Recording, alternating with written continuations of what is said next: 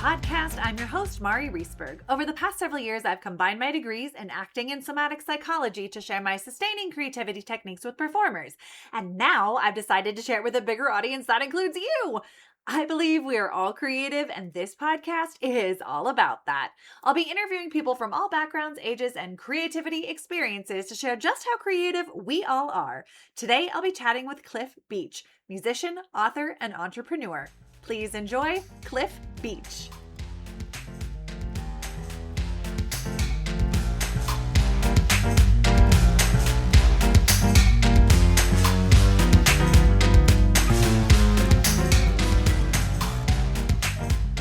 Welcome to the Sustaining Creativity Podcast. Today, I'm chatting with Cliff Beach, musician, author, and entrepreneur. Welcome to the podcast. Hi, Mara. It's so nice to be here. Thank you. I am thrilled to chat with you about creativity because I know it is steeped in your entire life. But before we get there, why don't you share a little bit about who you are and what it is you do? Oh, that's amazing. I'm a Los Angeles-based musician. I'm originally from the East Coast in Washington, D.C., Maryland. But yeah, I've loved music and creativity basically my entire life. I think since I was born, basically, I started singing from the moment the doctor slapped me on the behind. But I came from a musical family, so my whole family loves music. A lot of people are really great singers and just full of a lot of joy. My family, a lot of them are ministers in church, and so I knew that I didn't want to do that, but I loved just going and hearing the music and seeing people and being out in the town. My grandma used to outside of church like produce concerts, so we would have really big gospel artists come to DC. And she would MC them. She used to sing before she got quote unquote what they called saved or born again. She used to sing music in nightclubs. They loved music, and so we heard a lot of different types of music. And then she was really into musical theater, so we would watch a lot of like the old movie musicals together. And so I grew up and went to school. My mom felt that she wanted me to take piano lessons. She felt that was like a calling. So no one in my family really played instruments, so I didn't enjoy practicing as a kid. but I do. I'm thankful that she forced me to do it because it really took years until high school before I was like really into it. But I loved choir. I loved participating in plays and musicals and going to see shows in DC. I mean, it's great to be from, I would say, like a bigger city because you have the opportunities when you go to the downtown to see like a lot of things, like a lot of people who travel would come through town and stuff like that. I love to read books. I was a pretty bookish, nerdy kid. A very introspective, kind of introverted kid. But it's funny because I tell people whenever they ask me about stuff, I was like, I was labeled like a bad kid in school because I kind of like would just wander off and do like random things. But I wasn't actually bad, but that's just like they didn't know what to do with me because I was just like they'd be talking about one thing and I would like be on a tangent of something else. It's just my mind was thinking differently. And I would talk out of turn. Like I couldn't wait to like to hold something in. I would just blurt it out. But it's funny because now like I do that stuff now and like people kind of get it. It's just like the artist way, but back then it was not. Like, so it's okay. I think people just have to wait a while, like wait around and move around, and eventually like it'll all work out. Your black swan will make sense like when you're with the swans, not with the goose. But but it wasn't until almost high school where I switched to want to do music full time. So I was just gonna do normal. I was gonna become a doctor. That was what everybody said. Oh, you should be a doctor. So I was like, okay, that sounds interesting. But then I realized like I don't like blood and nasty stuff. So that wasn't for me. But it was like basically we went to visit this little kind of backwoods church in North Carolina, like on a traveling trip. And this pastor out of the blue, like I didn't know them, they didn't know me. I'm probably 14 or 15. He comes out of the pulpit and down into the audience, and he steps over to me and he's like, you have a gift. You need to use that gift. Go do music. And I was like, Whoa. Yeah. so it felt like my Blues Brothers moment where the light hit me. Like, do you see the light? I see the light. I did a full 180 pivot, and I decided not to do pre-med, and then applied to Berklee College of Music, and got in Mm. conditionally, and they were like, you're gonna start from the bottom. I was like, okay. And so I had to like hustle to get up to speed, because there were kids who had like won all these scholarships and had done like all these Oh, things, like wow. traveling internationally for music, where I had just kind of like done everything in my little town. But Mm-hmm. I was fortunate because I had a friend who it was really like um serendipitous, because I had a best friend from high school who wanted to go to that school, and so he would always talk about it. And I was like, Oh. I'll just follow you. Like I'll just go where you're gonna go, because I didn't know any, I hadn't even heard of it. And so Mm-hmm. it was funny because we were roommates the first year, and then he ended up leaving school and I ended up staying. But he was just he was so prolific at the time. Like, it's so interesting how like he had written symphonies and had them Oh, played for the wow. band and won like huge competitions. And I was like kind of like just kind of around person. But it's like, we all bloom at different times. So I was just excited that I kind of Mm-hmm. tagged along. I got to tag along with a friend, and that was how I ended up where I was. Otherwise, my life would have been completely different. So I Yeah. think creativity just takes you down a path, and you don't know where you're going to go. But you stay very open and say yes to things, and it's Mm-hmm. scary. Like, I was just last night talking to someone about big dreams, and they were like, "Oh, I want to do this thing," and I was like, "Well, why don't you do it?" And they were like, "Well, this and that." I was like, "I just try to push people to do it, because Mm-hmm. it's always scary, and there's always So reasons not to true. do it." Yeah, absolutely. Well, you kind of just shared a little bit about like creativity and how to kind of zhuzh it along, but what does it mean to you to be creative? Yeah, it's like I think as you get older and you reflect back, you start to see how things make sense. I'm not gonna say like I put it together or anything made sense in the beginning. Like, I was just like, I want to Mhm. be a good singer, and then like I want to be like, I started a band, and they were like, we need songs. So I was like, okay, I'm gonna write songs. And then it was like, we need a producer. Okay, then I'll produce. So it wasn't like I woke up and was like, I want to do all these things. It's just like the necessity became the mother of invention and made me those things over time. But I tell people now, I'm like, honestly, I believe we're created by a creator to create. And I say it multiple times. We're created by a creator to create. No matter what you believe. I do believe that like by design, like humans are creative. And I think it's difficult because I know a lot of people who will say, I'm not creative. And once you do that, you have put a cap or a ceiling or a Mm. lens over it where you won't. The universe is not going to show you the secrets if you don't want to hear them. So you're not going to Mhm. get them.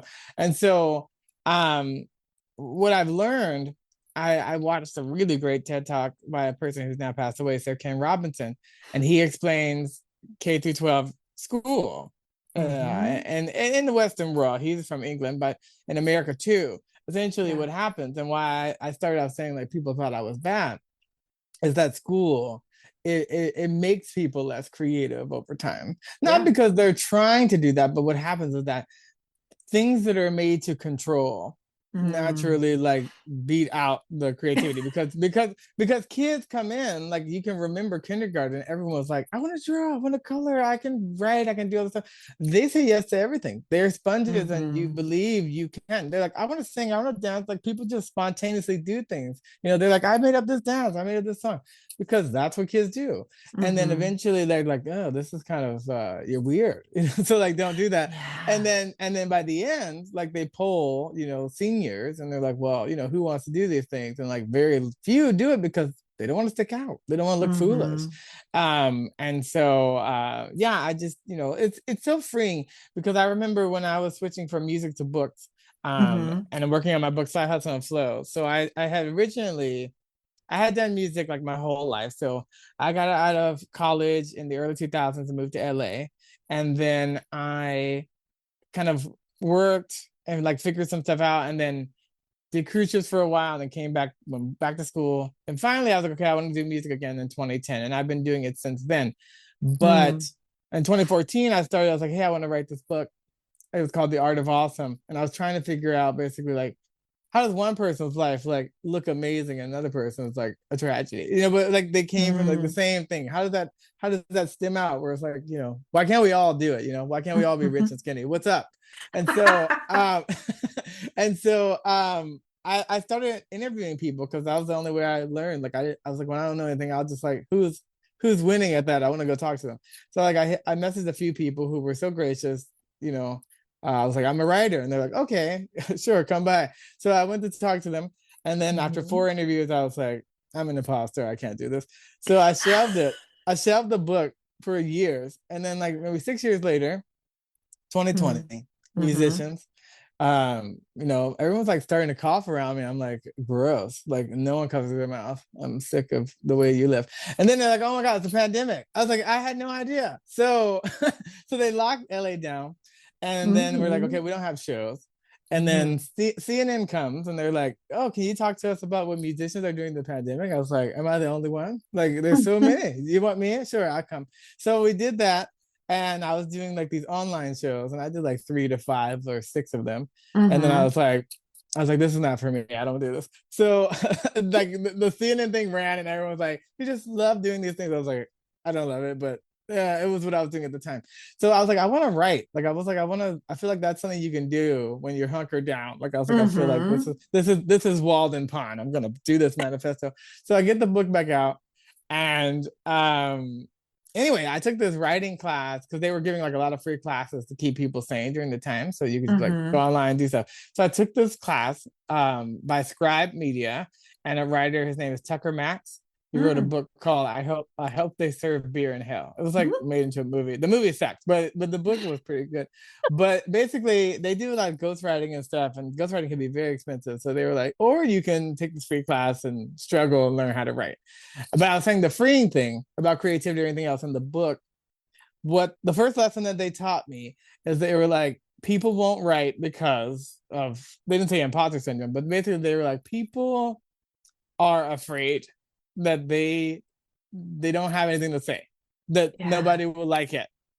And they were like, we're gonna free you because you don't have anything new to say. They're like, everything has been said to death.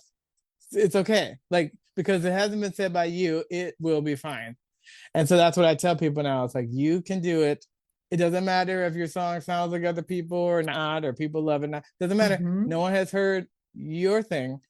And if you don't do it, then we're never going to hear your thing. Yeah. And so it was very freeing because I was like, okay, now that Mhm. that's over and that band-aid has been ripped off, and it's like, Mhm.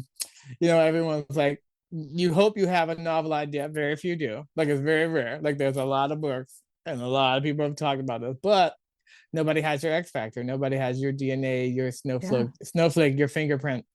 And so that's why creativity is exciting, because so many people can create and so many things can happen, and it's Mm. it's not rocket science. Like, it doesn't have to be this Mhm. all or nothing. And sometimes you just learn enough to be good enough. Like, sometimes you just Yeah. know enough guitar to be the hero at a party when you walk by one. Like, that's I love enough. it. You don't have to Yeah. always, not everyone is trying to aspire to the highest thing. I mean, I think do it, and if you want to, yes, and it will be difficult, Mhm. but I don't know. I just think there's so many times, like, I've met so many musicians who are great, and the doubts and the fear. Mhm. I had this pastor who taught me, he said, we spend so much time doubting our beliefs and believing our doubts. It's the opposite. Doubt your doubts, believe your beliefs, and Yeah. get the thing done.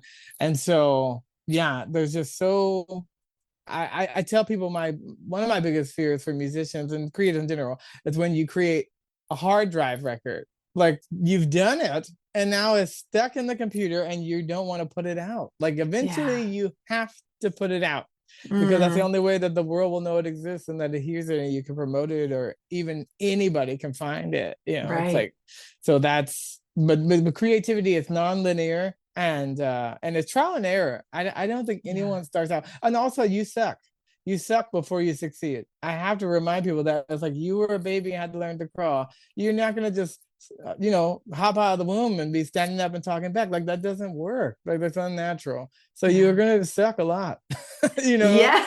before you finally get there.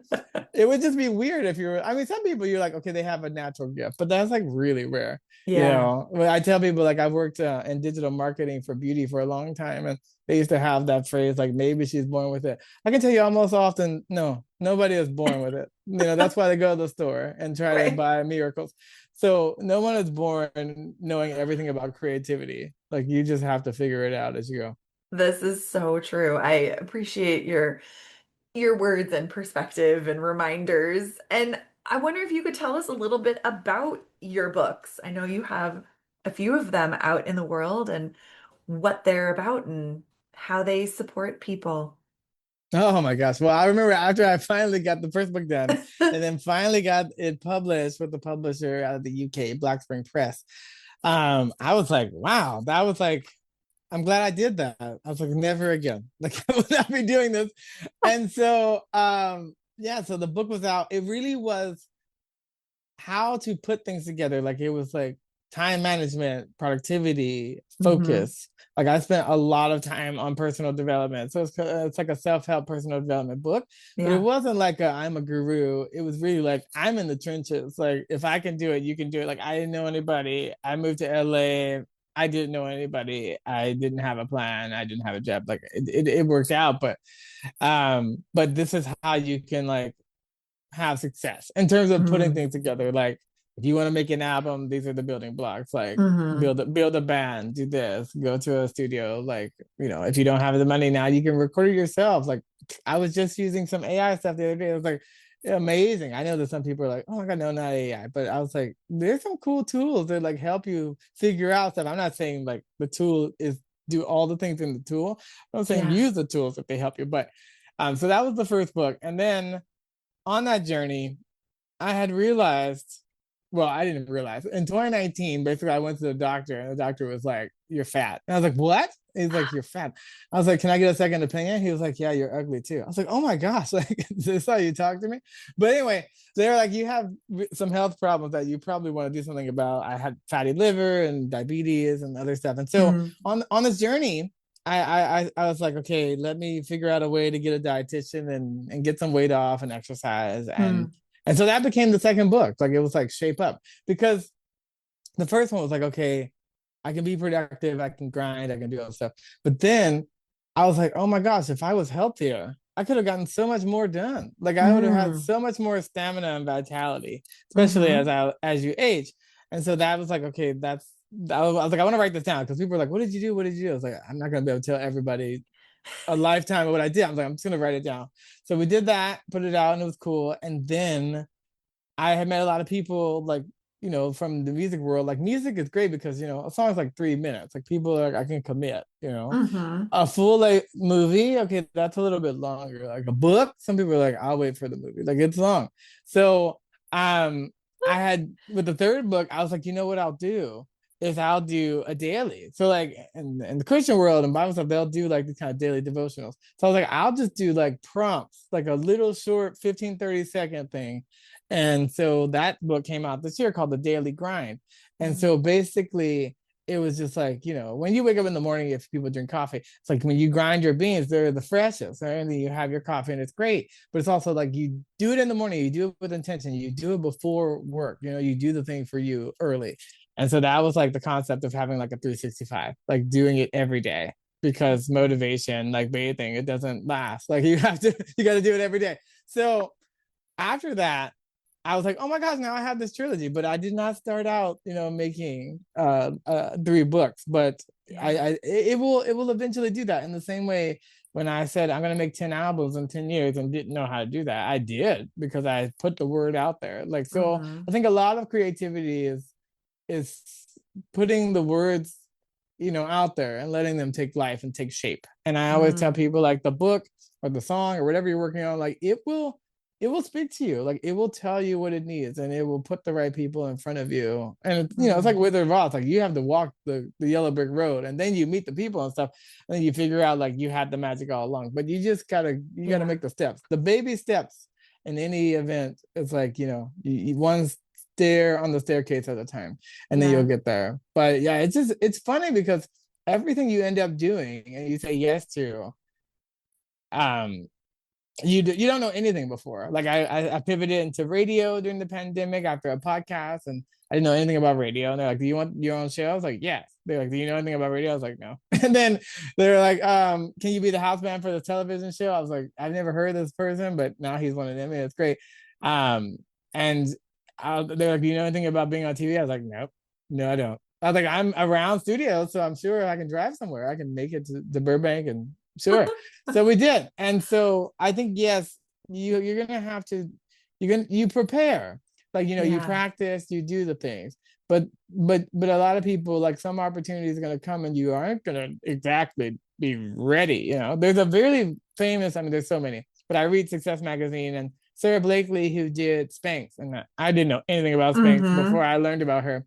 But basically, she had made the prototype, worked on it, forever. And then she got it to Oprah, and Oprah's like, "Love it. I'm gonna make it one of my favorite things." She was like, "Can you manufacture it? Crazy amount?" And she was like, "Yeah, totally." She couldn't. She didn't have any manufacturing. She just had the one, but she said yes, and she got it done, and then created a Yeah. billion-dollar company. Because you have to. If Oprah is there, you have to say yes and take the opportunity. Like the Oprah effect's gonna help you. You're gonna have the orders and be able to make it. But if she was like, "Well, I don't have this, I don't have that," because that happened to me. Like one time, someone was like, "Oh, this famous person, you can get them pretty cheap. They're around. Can you put them on your record?" And I wanted to do it, and I talked to like three people, and they were like, "Well, you don't have like a PR agent. It'd be hard to promote it. Like, do you have the money?" I was like, "Oh," so I said no.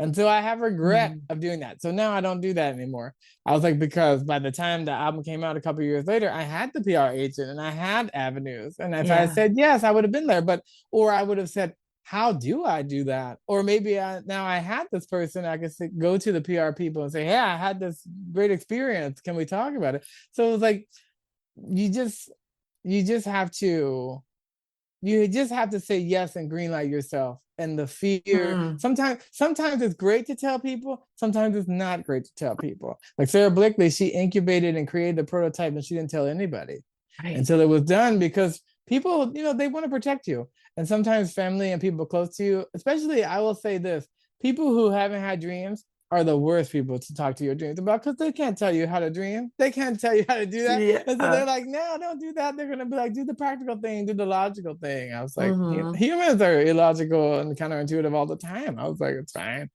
But I think I just want people to, I would love to see more people just do that. I would say, if you couldn't fail, what would you do? And if Mm, you're like, "Oh, I would do that," then do that, such a because great you probably, question. yeah, because that's why people are afraid. But it's like, everyone who's successful has failed, and they failed hard, and they failed publicly. Like, Yeah, that's just, there's no way around that. absolutely. I'm so curious.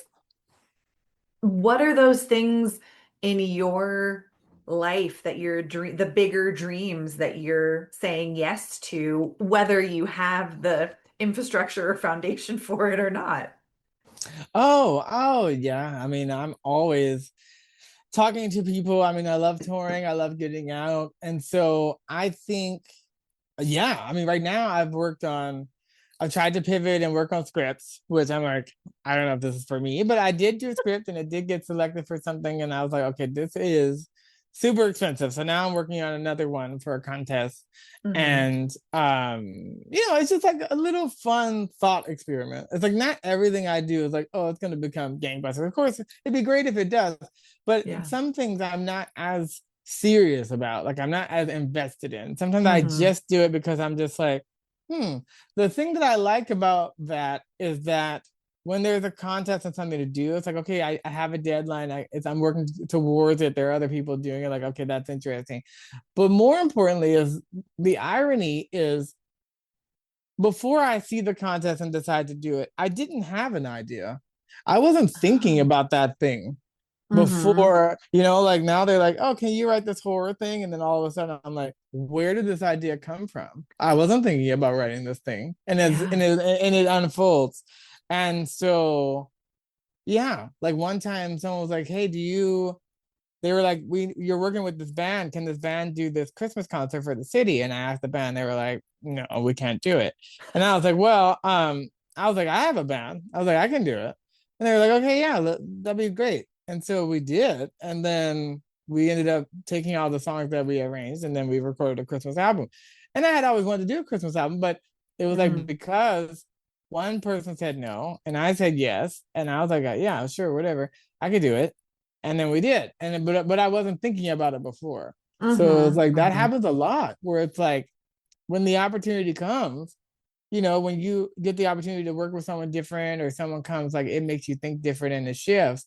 And if you go with that shift organically, then you will end up maybe in a different place. But sometimes when we discovered America, we were looking for something else. Mm. And now we're like, there we are. This is cool. Like this, I mean, I'm not saying everything they did was cool, but I'm saying like it was cool that Yes. that we realized that maybe the world isn't flat and maybe there isn't a sea monster at the corner of this page, and we can do something different. So I think that's why I think curiosity is the word I always use. I think having that childlike curiosity, Mm-hmm. when a kid is learning to walk, there's never a doubt in their mind that they're going to do it, and they just keep doing it until they do. And that's something that we burn off and lose after childhood, but I like to carry that forward in the same way I Mm-hmm. tell people, like, kids, they laugh all the time. 4-year-old laughs 400 times a day. 40-year-old laughs 4 times a day. You don't need Botox. If you want to be younger, laugh a lot, like I enjoy love your it. life. have Yeah. find things that spark joy in you and do them, even if it's for a little bit of time. It's better to have a little bit of joy, like even 30 minutes a week or whatever. It's better to have something than Mhm. nothing. Yeah. And I think sometimes it's really hard, and people get busy, life gets complicated, it gets complex, Mm-hmm. but it's like whenever I feel like a kid doing some of these projects because you laugh and you're silly and when you're doing something monotonous, like you're editing an album for hours and hours and hours, like you have to laugh, you have to Yeah. joke. If you're gonna be with someone, I was getting a tattoo once at a tattoo artist, and someone came in and they were like, "Oh, can you do this thing?" And they talked for a few minutes and he was like, I can't do it. And then when they left, I was like, you're a great tattoo artist. Of course you could do it. And he was like, this person is a snooze to talk to. I don't want to be in there for 4 hours. So I was like, yeah, when I get to see my friends, when I get to see my band, when I get to see my engineer, like I was just recording trumpet the other day. And as tired as I was like, oh, it's a drag. You got to drive an hour after working on tax or whatever it was. But I was like, when I got there and I saw the people and I hadn't seen them in a while, and just the light Yeah. and energy of being Mm. around them, like it was infectious. And it's like to have people, I've worked with so many people for so many projects over the years and seen their growth and my growth, and we came up Mm-hmm. together. It feels like kids at recess to me when, Mm-hmm. when I go out with them.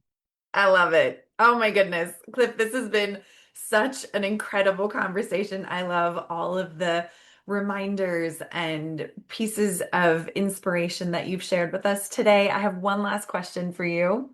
What does it feel like in your body to be creative? That's a great question. I think I feel it all over. It's all Mm. encompassing. I imagine like there's certain types of, I want to say, anime or certain types of cartoon where you see someone do something where like their chest lights up or they light up and they beam. That's how I feel when I'm Mm. when I'm singing. Years ago, I learned this Quaker hymn, and they say, I go through all these things, but like when I see the beauty of the flowers in the world around me and the light and the Mm. sun, it's like, how can I keep from singing? Like how can I Mm. not? When I Yeah. have that much joy.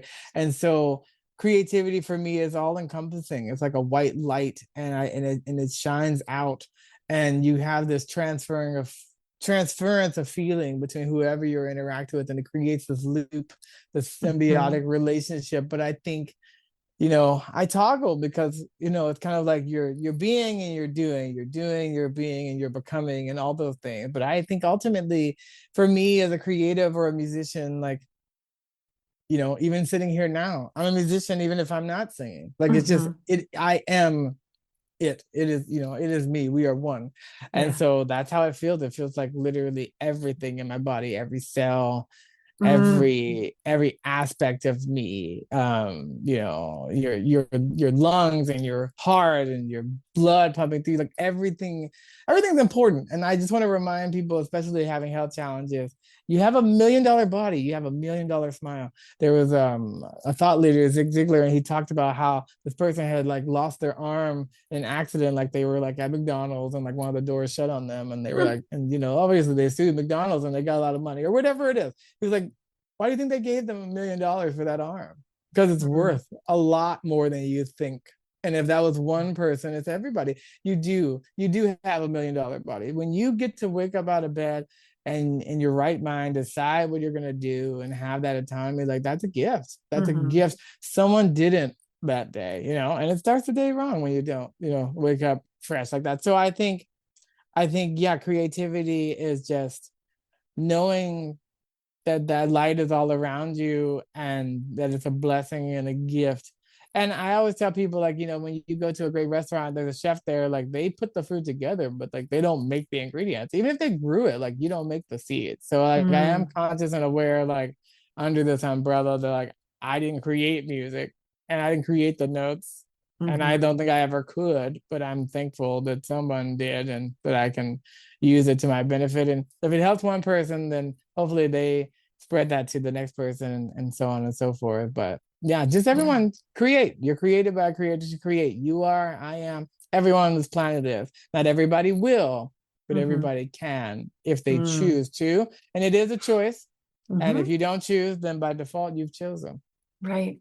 Well, thank you so much for joining me. If people want to learn more about the work you have in the world, music, books, entrepreneurial spirit, how could they go about doing that? Yeah, well, I mean, there's many ways to find me. I'm Cliff Beach on all social media platforms at Cliff Beach Music. All the books are where all fine books are sold or listened to under Cliff Beach. The book series is called Side Hustle and Flow, with Shape Up and Daily Grind. And then my website, sidehustleandflow.net. You can read articles from me every 5 a week up there for free. And people can email me, Cliff at sidehustleandflow.net. Perfect. Well, I will put links in show notes so people have easy access. And thank you so much for joining me. I I feel like I've been cleansed and lightened and expressed creatively just by hearing you talk. So thank you so much. Thank you, Martin.